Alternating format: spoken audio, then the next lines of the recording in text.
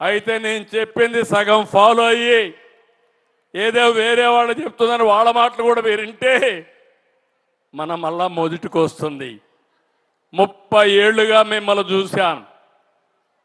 డాక్రా సంఘాలు కొత్త మెంబర్లు వచ్చారు కానీ సంఘాలు మాత్రం అదే స్ఫూర్తితో పనిచేస్తున్నాయి.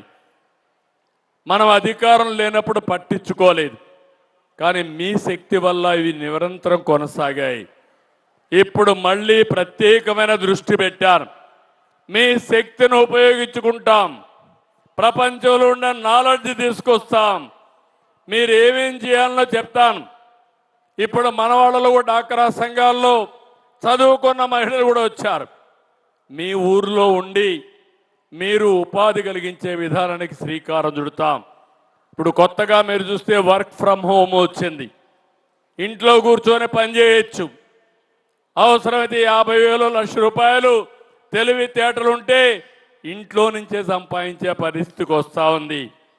వ్యవసాయ పనులు చూసుకోవచ్చు, ఇంట్లో ఉండే పెద్దలను చూసుకోవచ్చు.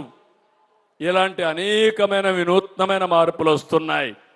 ఒకప్పుడు తెలివి ఉంటే అమెరికాకు పోవాలి ఉద్యోగం కోసం, ఇప్పుడు తెలివి ఉంటే అమెరికాకు పోయే పని లేదు. అమెరికా ఎత్తుక్కుంటూ మన దగ్గరకు వచ్చే పరిస్థితి వస్తుంది. ఇది తెలివితేటలకుండే పెద్ద ఆస్తి అని చెప్పి కూడా నేను మీకు తెలియజేస్తున్నా. అందుకే ఆంధ్ర రాష్ట్రాన్ని చాలా ఇబ్బందులు ఉన్నాయి, మీరు గుర్తుపెట్టుకోవాలి.